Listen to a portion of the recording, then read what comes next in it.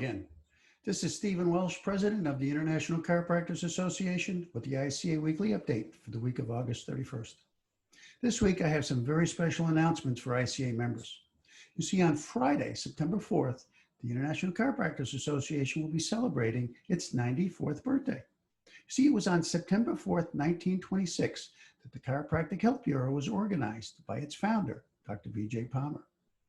Then, on Saturday, September 19th, the ICA will be holding a virtual annual membership meeting from 2 p.m. to 4:30 p.m. Eastern Time. All ICA members worldwide are invited to attend this very special event. We're putting the final touches on the agenda right now for what should be a very informative meeting with some very special announcements that I am sure you will not want to miss. Now, as promised last week, I will devote a segment this week to reviewing the facts associated with this dispute between the ICA and Dr. Kochuk, the current chair of the WFC Research Committee. But before that, I have some very important news from the CDC on the COVID front, and then some additional insights regarding issues related to the recent announced governance changes at the ICA. Finally, a segment will also be devoted to some history about the ICA involvement in the creation of the WFC. First, however, I will once again begin with an opening statement. Now, for my opening statement. Would you believe that it has been 5 months since the very first ICA COVID update was delivered on March 30th? Little did we know then that what was expected to be just a couple of weeks of inconvenience in order to flatten the curve would evolve into an unprecedented worldwide crisis. Who would have imagined that the publication of a white paper calling for more research on the subject of the relationship between chiropractic care and the immune system would polarize the chiropractic profession and create a schism between the ICA and the organization that it helped create over 30 years ago? Who would have imagined that a decision by the ICA Board of Directors to modernize its governance structure to enable it to better fulfill its mission around the world would generate so much internal controversy? And who would have imagined that a call for greater unity within the chiropractic profession would be met with so much resistance? Last November, at the 50th annual meeting of the Congress of Chiropractic State Organizations, during a panel discussion, I was asked two questions, one about what was holding our profession back, and the other about an existential threat to our profession. Now, my answers were recorded, and I'd like to share them with you now.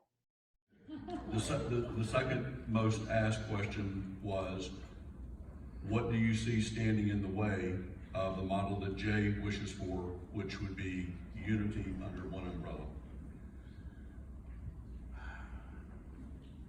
Our history, our unwillingness to grow up and let go. Again, the concept is, I put it up there for a reason, the big tent. That doesn't mean a tent that everybody is together in one organization. It means all of the little tents come together under a big tent and work collectively and together for the betterment of the profession. Thank you. All right. Existential threat, I'm gonna use the analogy of Game of Thrones. All right, in our profession, 30 years ago, I started my transition from corporate America, to chiropractic. All right, and I've watched it through a different lens. And I have to agree with Dr. Jones, one of our major issues, we need to grow up as a profession. Okay, but I'm gonna tell you there's an existential threat because there's still elements out there that wanna contain chiropractic. They lost the battle 30 years ago about eliminating chiropractic, but they're sure gonna contain chiropractic, and they're gonna try to contain us and limit us to neck pain and back pain only, and they're gonna try to deny the efficacy of the chiropractic adjustment to improve health. All right, that is the existential threat. Big Pharma is the White Walkers. All right, that's our White Walkers is Big Pharma. They got billions and billions of dollars, and they'll use it to attempt to contain us. Now, I would suggest that my answer to the first question is why we are experiencing the controversies both within the ICA and within the WFC. I would also suggest that my answer to question 2 is why we do need more unity within the profession, both domestically and internationally. I would also suggest that history has a tendency to repeat itself. Unfortunately, our profession has a history of those who have put their own self-interest and agendas ahead of the interest of either the profession as a whole or the organization on which they serve. Today, we live in an environment where the truth does not seem to matter, where social media is being used to circulate misinformation to keep us divided. So today's segment will helpfully clear the air on several of those controversies. Well, that's my opening for this week. Coming up in our first segment will be a look at the latest mortality data coming out of the CDC. Now for segment one, two major announcements from the CDC. Last Wednesday, the CDC announced that it was changing its guidelines regarding the testing of asymptomatic patients to say that some without symptoms may not need to be tested after all. You see, previously, the CDC had said that viral testing was appropriate for all people with recent or even suspected exposure, even if they were asymptomatic. One can't help wonder what data is driving this decision. Well, it seems that on that same day, the CDC also released new data that depicts how many Americans who have died from COVID-19 also had significant underlying medical conditions.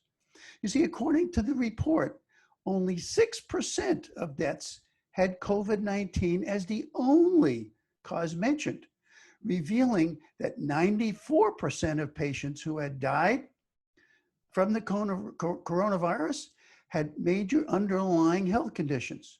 It seems that these other 94% of patients had on average 2 to 3 contributing causes mentioned in addition to COVID-19 on their death certificates. So it would appear that the ICA messaging for the past several months has been right on target. A look at the latest mortality data by age group also seems to indicate that the second wave may have already peaked and may be on the decline. Now, time will tell. And meanwhile, it is beginning to look like that the most important thing anyone can do to protect themselves from the next novel virus is just to stay healthy. As the ICA suggested so many months ago, the key is in the health of the host. Well, that is the COVID update for this week. Meanwhile, we will continue to track all the data and continue to bring the latest information as this pandemic continues to wind down. Now, the next segment will address the pending governance changes and the misinformation being sent to members. I think you will find the truth to be quite enlightening. And now our second segment for this week, entitled A Little Bit of History, goes a long way. Now, for the first time in its 94-year history, the ICA will enable all members to conveniently attend the annual meeting of members at virtually no cost, other than the investment of a couple of hours on the computer. During that meeting, in addition to reports from some of the national and international chiropractic organizations, you will be brought up to date on the many changes currently in progress that are designed to make the ICA more responsive to your needs, whether you are a domestic or an international member. Now, this segment will be a preview to a history lesson to be provided at that meeting.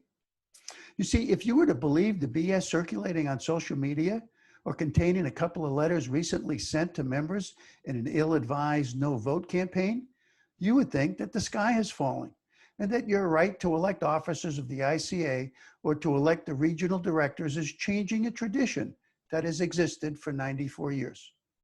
Nothing could be further from the truth. You see, earlier this year, as part of an upgrade to the ICA management infrastructure, several boxes of archived paper records were discovered sitting locked away in an off-site storage unit. Now, some of these documents actually go back to 1926, when the ICA was first organized as the Chiropractic Health Bureau on September 4th, 1926. These records are currently being digitized in order to ensure that the long and treasured history of the ICA will never be lost. Now, as a preview to a future ICA history lesson, today I'm going to share with you some excerpts from the very first set of bylaws created in 1953, when the ICA officially separated from Palmer College and became its own separate corporation. You see, section 2 of those initial bylaws was entitled Election and Term of Office. And I will quote, "The officers of the corporation to be elected by the board of directors shall be elected annually by the board at the first meeting of the board held after each annual meeting."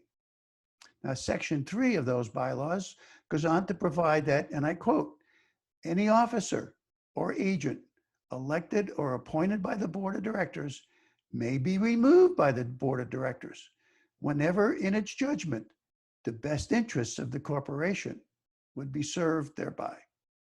So those initial bylaws were signed by John Q. Thaxton, the second president of the ICA, on May 20th, 1963. And by the way, in those days, there was no such thing as regional directors. They didn't come about until the early 80s. And prior to that, the ICA had 3 officers elected by the board. And that board consisted of members with no special designation, and they were not ever elected by the membership. So much for a dose of the truth. Please join me at the annual meeting for what will be a very interesting history lesson.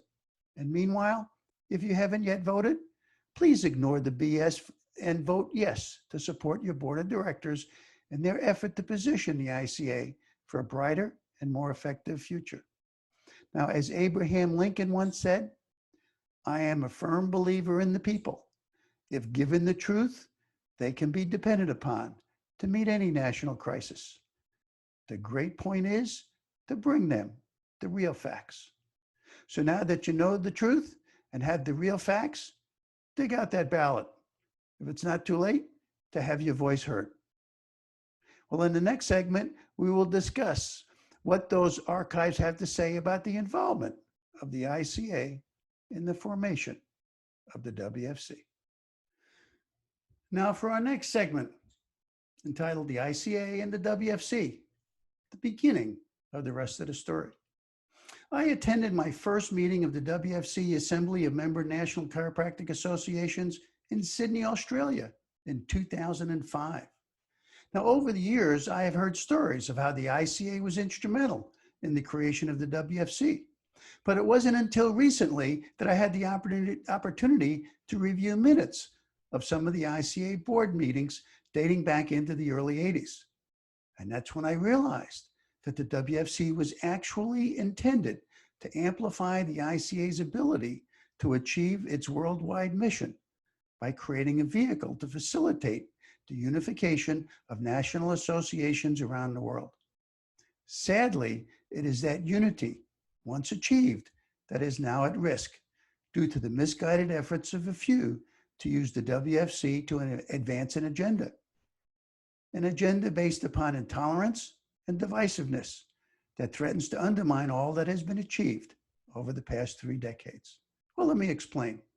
While reviewing minutes from 1982, I found references to the ICA World Health Organization Development Committee, chaired by ICA board member, Dr. Gary Arbach, as well as the creation of the International Chiropractic Development Fund. You see, the ICA sponsored the initial World Chiropractic Conference in Venice, Italy in 1982. And it also conducted some fundraising efforts to support the expansion of the ICA internationally. Now, in the future, as more of the documents are digitized and made available, the history of those early efforts of the ICA and how they related to the creation of the WFC will become much clearer. This is just the beginning of the rest of the story. And so in the next final segment, we will, as promised last week, revisit the facts associated with the current dispute between the ICA and Dr. Greg Kotchuk. Well, for our final segment this week, it's going to be entitled "A Review of the Facts Supporting the ICA Complaint Against Dr. Kotchuk." Now, as reported last week, there were 4 documents that the ICA had previously released that had been published by Dynamic Chiropractic. The most important one of the 4 is the third one, entitled ICA Response to WFC, and it was dated January 21st, 2020. You see, this document is comprised of the initial findings of the WFC and the ICA rebuttal with the additional evidence to support the original allegations. Now, the intent is to merely present to you, the viewer, the facts associated with the complaint in order that you may be better understanding of what is at stake for the profession. Now, the ICA expressed concern that Dr. Kotchuk used his position on the WFC platform to advance an agenda, criticizing the concept of vitalism. In the initial response, the WFC stated that, and I quote, "Members of the board who were present have no recollection of Professor Kotchuk making reference to vitalists or vitalism, nor did he name any chiropractic institution during his presentation." Well, as you can see, the ICA provided a picture taken at the conference that it had just received after the original complaint was filed. The picture clearly shows the slide. Vitalism is a poor strategy, and that slide was used during Dr. Kotchuk's presentation. Now, regarding the issue of promoting the agenda expressed in what is known as the divorce paper, the WFC responded to that, and I quote, "The board has carefully considered your complaint, namely that speakers used the WFC platform to promote the divisive political agenda expressed in the paper. No board member has any recollection of the paper you cite being mentioned by name, implied, or inferred during either the keynote addresses received from Professors Kotchuk or Harvardson." Well, once again, the ICA presented a picture that it had received that paper clearly in the slide. Now, the WFC response also stated that the board is perplexed by the inclusion in your complaint of a reference to the International Chiropractic Educational Collaboration position statement. Once again, the ICA responded with a picture of Dr. Kotchuk's use of that particular divisive ICEC position paper during his presentation. Now, I've just shared a few examples. I suggest you read the entire document. There are many more. Now, what's my point? Well, it's simply this. The ICA has existed for 60 years prior to the existence of the World Federation of Chiropractic, and it had always stood for and promoted inclusiveness, unity, and collaboration in its efforts to bring chiropractic to the rest of the world. Now, as we have discussed over the past several weeks, Dr. Kotchuk clearly has an agenda, one that has been expressed in his presentations on stage and in the so-called fake research papers that he has co-authored. All I ask is your support for a call for changes in the makeup of the WFC Research Committee. You see, what we need is more diversity in scientific thought, more inclusiveness, more tolerance, and more support in the international chiropractic community for chiropractic as it is legally defined in the United States and how it is actually practiced by so many throughout the world. It is time to stop the infighting in the United States, at the ICA, as well as around the world. As I said in my opening comments, we are, as a profession, facing an existential threat, and we will only be successful if we address that threat with a united front. Well, that concludes my update for this week. Meanwhile, please check out the ICA COVID resource page where you can find links to the WFC related documents. And doctors, please share these messages with friends and colleagues. Meanwhile, please reach out and connect with the ICA. If you're an ICA member, thank you for your support. And if not, now is the time to join as we protect and promote vitalistic, subluxation-based chiropractic worldwide. We are here for you to help you help your patients because they still do need that reassurance that there's no need for mass panic. And don't forget, you are truly their beacon of hope. And we will get through these challenging times, and we will do it by working together. Thank you.